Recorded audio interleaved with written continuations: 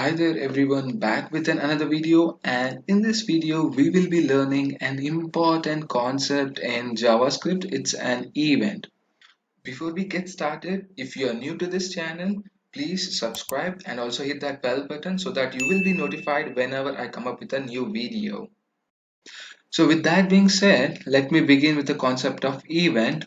So now guys, what do you mean by an event? I just need the meaning of a word called as event. So event is an incident that occurs in some place, right? So let me give you an example, the real-time example of event. So let me assume that there is a train, yes, this train, and it needs to get its passenger, and at the last it needs to be reached to its destination. So now when the train starts its journey, we call it as the event has started. So if the train is in the moving position, we call it as the event is in the process. So at the last, if the train reaches its destination, we call it as the event has been now completed.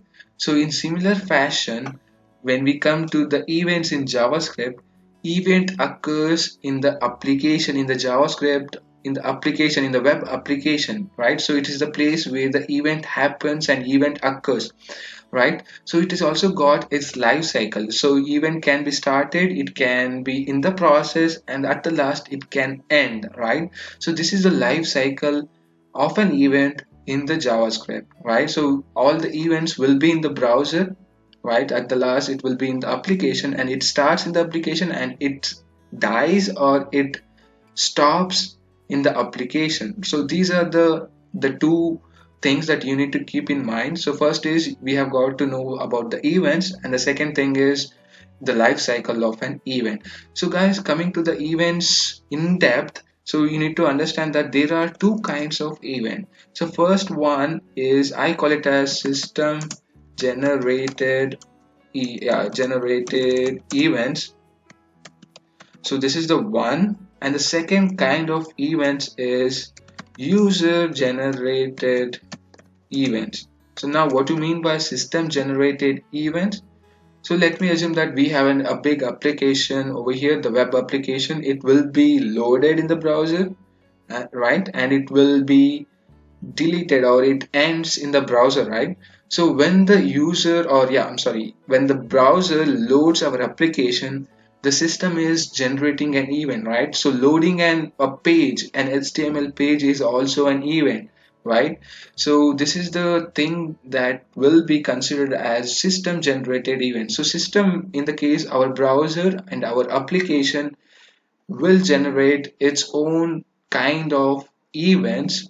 That's what we call it as system generated event. So the second one is user generated events. Let me say whenever a user clicks on a button, or you know move his mouse on the some kind of icons, or right clicks or double click, or he will do a lot of things using the input, standard input which he has got, right? So those things will be considered as user generated events, right? So user will generate an event.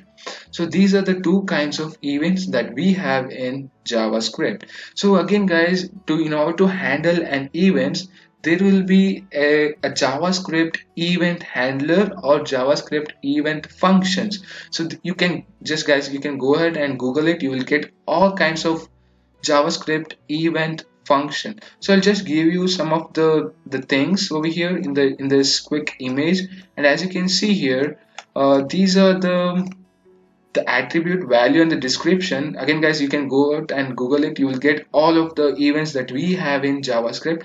So for example, we have offline, on about, on blur, on can play. We can also have on change and on click. So these are the events that we have in JavaScript, and it is all self-explanatory. You can just Google it and you will get it, right? So all of there is, guys, a lot of events in JavaScript, and it is totally based on you and your programming scenario. So it is totally upon your development, and it is the thing that you need to be aware of while you are handling those kind of events, right? Just Google it and you will get all of those events in the search results, right? So these are the events that we have in JavaScript. So let me begin with all of this being said now about the events and the kinds of the events and the example of the events and all of the events that we have in JavaScript. So now what I'm gonna do here is I will go to the HTML page, and this is the thing which we have left out so far in this course.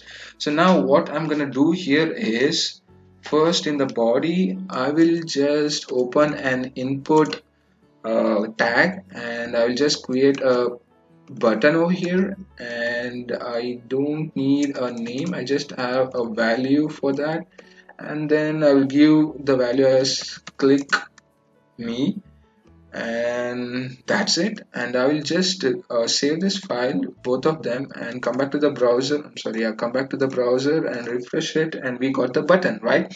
So now I'm gonna explaining you about user generated events. Like, so what if the user clicks on that? How do we get to know that user has clicked this button, and after the click of that button we need to process something and do some kind of a processing and send to the servers, right? So this is how we handle an event.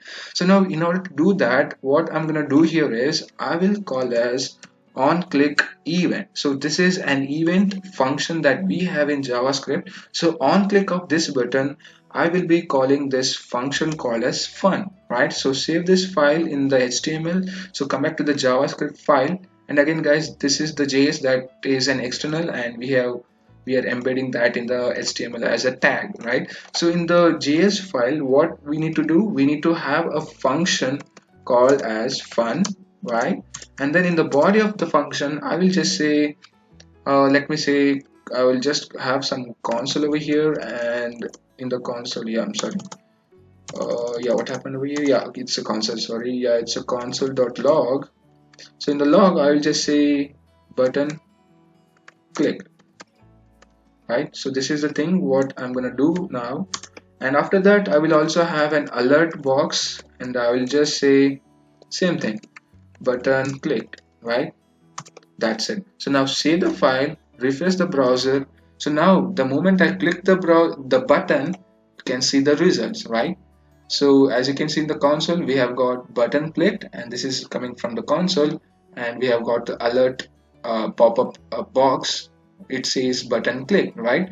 So now guys, we have got to know how to handle and user generated events, and we also studied now about on click event. Whenever I click a button, I will do some processing, I will execute this code, and do again guys, it is just an illustration, and you can go ahead and do according to your needs in your development. You can say, let me say there is a form over here, you will collect, let me say there is a login form. So whenever a user clicks on sign in or login, you need to collect all his email ID, password, and process it and send it as a JSON text to the server and do kind of all of those processing thing, right? So this is how we will handle an event called as onClick using JavaScript. So again, let me dive deep and let me explain you some of the other events that we have in JavaScript. Let me say in the paragraph, so this is the paragraph button we have over here, and then in the text I'll just say first text. So in the first text, what I'm gonna do here is I will just say I'll give the ID for this paragraph, and then I'll just say p1. So now what I'll do, I will have some kind of other events like on mouse over, right? So this is the another event that we have in JavaScript. So now whenever the user brings his mouse over this text, we will be doing some kind of processing for that, right? So now if this thing is happened, so if on mouse over on this text, I will call function 1. That's it. So save this file, come back to the JSON, and now I need to have a function declaration of a fun1. So, right? So in the fun1, I will just say I just console it and say this thing as let me say p1 on mouse over, right? So this is the thing that I will be going to do. So save this file, refresh the browser, right? We got the text. So now the moment I just click on yeah, not click, it's a mouse over on this text, we will be getting that text in the console, right? So as you can see, this is the thing that we can play around with this on mouse over event, right? So now instead of doing this kind of a simple task, let me give you some of the real-time scenario. Like, let me say if I go to another HTML page and I will have some kind of another paragraph, and I will just say fun to, and I'll just change the text for this paragraph and then say second text. So instead of mouse over, I will just say mouse out. That's it. I'm sorry, yeah, mouse out. Yeah, what happened? Yeah, so mouse out. So if what you mean by mouse out, whenever I remove my text, my cursor off the text, this is what we call it as on mouse out, right? So save the thing, and I'll just change the ID. Of course, yeah, I need to change the ID. It is P1 and this is P2. So now I'll just copy this. Yeah, in this function in fun1, what I'm gonna do here is I will just say document dot, I will just say get element by ID, and the ID will be P1, and I will just change the style of that. I'll just hide it, right? I'll just say style dot display. Guys, this is how we will change the display, whether it should be whether it should be visible or invisible in the browser. So I'll just change the display to be as none. That's it.